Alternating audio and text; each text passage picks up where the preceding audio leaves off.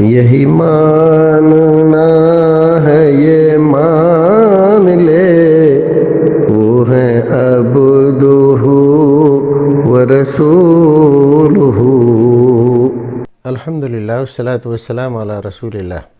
ناظرین، خیر مقدم ہے آپ کا کریم ٹی وی اردو میں۔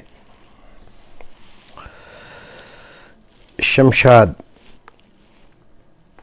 کہاں سے ہیں یہ نہیں لکھا ہے انہوں نے۔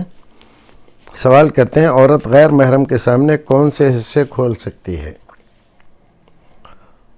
ضرورت کیا ہے اس کو کھولنے کی؟ جو حصے اس کے جسم کے اپنے آپ کھلے رہتے ہیں، مثلاً اس کے پیر، اس کے ہاتھ، تو یہ چیزیں کھلی ہونے کی اجازت دی ہے فقہ نے۔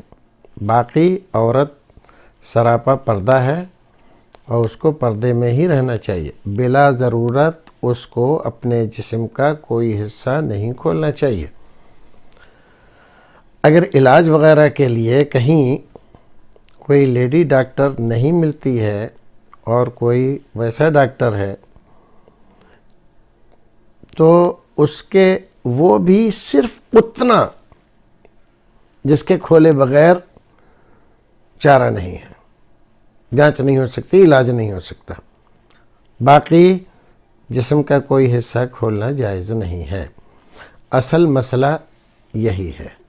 باقی اس میں کھینچا تانی بہت ہے کہ چہرہ، ہاتھ، پیر کھول سکتے ہیں، جیسے آج کل بہت سارے لوگ کہہ رہے ہیں، لیکن دیکھیے اصل جو چیز جاذب نظر ہوتی ہے، دوسرے آدمی کو اپنی جانب کھینچتی ہے اور جس سے دلچسپی پیدا ہوتی ہے، عورت کے حسن و جمال کا پتہ چلتا ہے، وہ ہے اس کا چہرہ،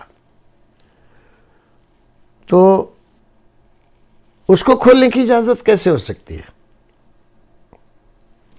آپ یہ دیکھیے کہ ایک آدمی نے کوئی بہت شاندار مکان بنایا، اب بیش قیمت چیزیں اس میں رکھیں، تو ساری کھڑکیاں، سارے روشن دان وہ تو سب بند کر دیے، لیکن مین گیٹ چوپٹ کھول دیا،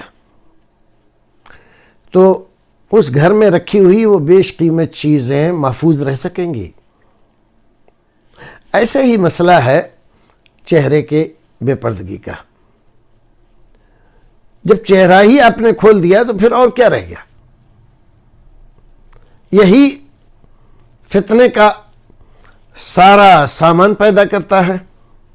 آنکھیں، اشارے، آنکھ سے، بھونج سے، زبان سے، یہ ساری چیزیں یہیں پر ہیں، چہرے ہی میں ہیں، اور اسی کو دیکھ کر آدمی کسی بھی خاتون کی طرف دلچسپی لیتا ہے،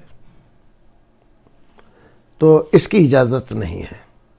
اللہ رب العزت ہمیں اور آپ کو نیک عمل کرنے کی توفیق عطا فرمائے۔